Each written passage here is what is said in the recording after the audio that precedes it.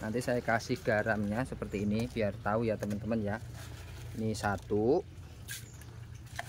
ini 2, nah 2 genggam, nanti diaduk rata Om.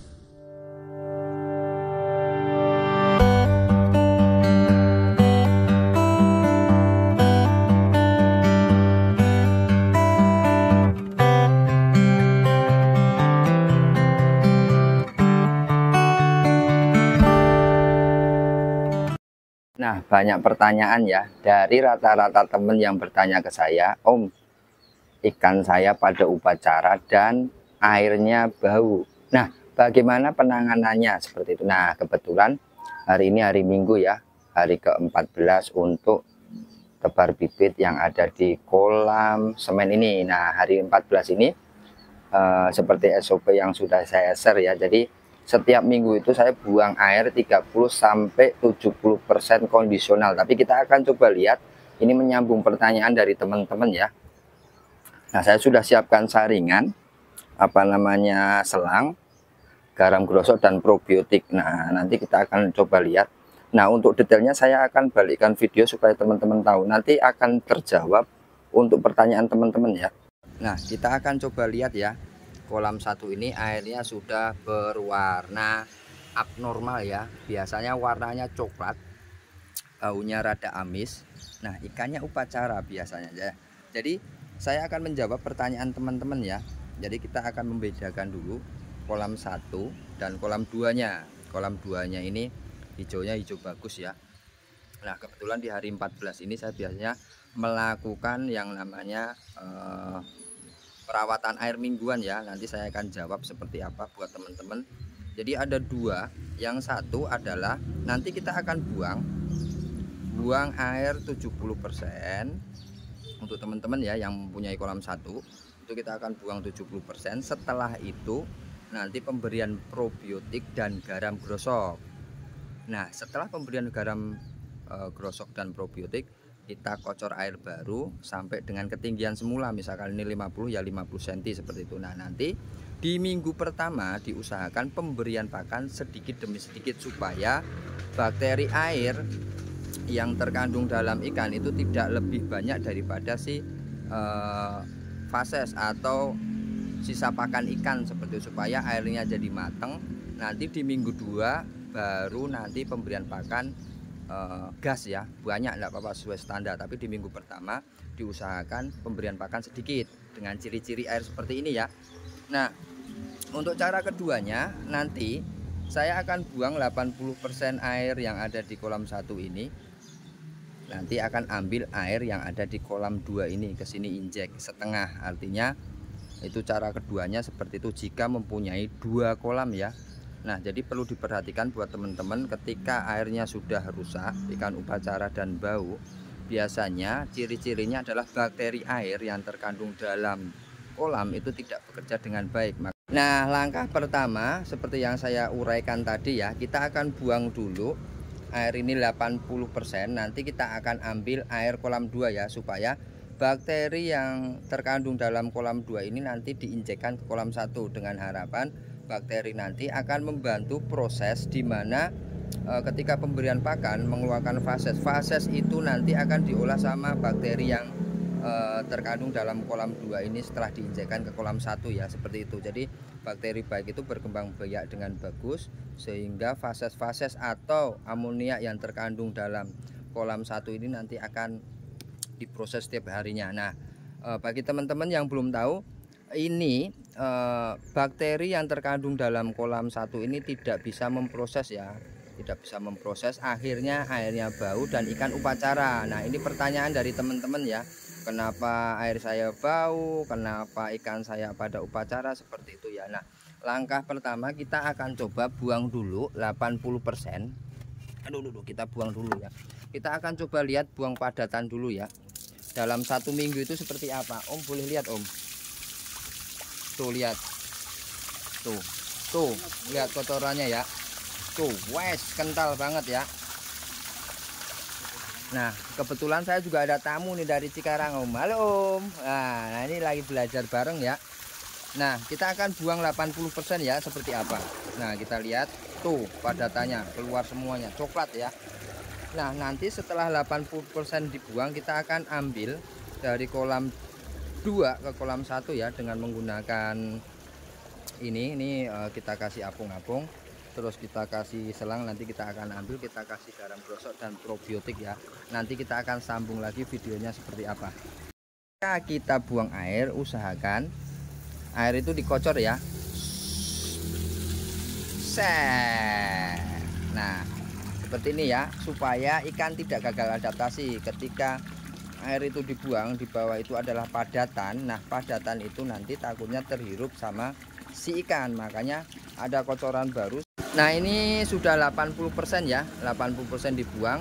Nanti kita akan ambil air yang ada di kolam 2. Nah, tapi buat teman-teman yang nggak punya kolam, nanti 80% ini nanti ditambah airnya sampai dengan ketinggian semula, kasih probiotik dan garam. Nah, probiotik dan garamnya nanti sama ya dengan ketika saya ambil dari kolam 2 ini, pemberian probiotiknya berapa, garamnya berapa, dan tata caranya.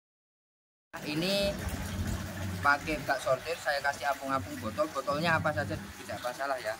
Nah, kita taruh di sini. Ini kemarin sudah saya share di hari ke berapa lupa saya, hari ke 8 atau 9 gitu, ketika airnya rusak. Nah, saya ambil airnya dari kolam 2 ini, caranya begini ya, ini tutup rapat, ini langsung. Nah, setelah tutup rapat, nah seperti ini ya, seperti pada video ya. Jadi kita ambil air yang ada pada kolam 2. Kolam 2 ini dengan catatan adalah airnya air sehat ya. Seperti itu. Ini adalah cara pertama ya. Nah, setelah airnya sudah sama ya, tuh lihat airnya sudah hijau ya, sama ya. Tuh. Nah, tapi padatan kolam 2 ini belum dibuang ya. Kita akan buang terlebih dahulu supaya padatan yang ada di kolam 2 ini terbuang ya. Terbuang sehingga airnya nanti berganti dengan air baru, karena air atasnya sudah diambil di kolam 1 ya. Nah, kita buang terlebih dahulu ya. Udah Om, biarin Om. Nah, buang. Nanti kita akan coba berapa persen ya. Kita buang kira-kira 10 cm saja, karena memang buat teman-teman, karena ini adalah tebar longgar, jadi padatan yang dihasilkan itu tidak begitu banyak, sehingga kita buang sedikit saja tidak masalah, karena memang airnya tadi diambil di kolam 2 ya. Nanti setelah itu kita akan berikan probiotik sama garam ya. Nah, pada saat buang tuh, pada saat buang, nah kita kocor tuh kolam 1. Nah, jadi kolam 1 sama kolam 2 nanti akan bercampur airnya ya. Ketika ini surut, nanti air kolam 1 nanti masuk ke kolam 2 seperti itu. Nah, ini kita kocor gede. Nah, itu juga kita kocor gede ya. Nah, seperti itu. Nah, kita akan berikan probiotik dan garam dua-duanya ya. Berian probiotik serta garam ya. Yang pertama garam gosok dulu. Om, ambil Om airnya Om. Nah, taruh bawah aja. Nanti saya kasih garamnya seperti ini biar tahu ya teman-teman ya. Ini 1, ini 2. Nah, 2 genggam, nanti diaduk rata Om. Berian probiotik serta garam ya. Yang pertama garam gosok dulu. Om, ambil Om airnya Om. Nah, taruh bawah aja.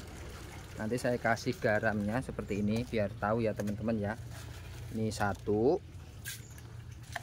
ini 2. Nah, 2 genggam, nanti diaduk rata Om. Aduk rata. Nah, usahakan buat kolam yang ada ikannya itu pemberian garam gosoknya itu diaduk rata ya, encer, nanti baru disebarkan ke seluruh kolam. Jangan sampai untuk pemberian garam itu langsung ya, tidak dianjurkan ya. Nanti biasanya dimakan sama si ikan, nanti akan menimbulkan hal-hal yang tidak baik. Oke Om, encer Om, langsung Om. Kasih ke kolam 1 dulu, 2 dulu Om.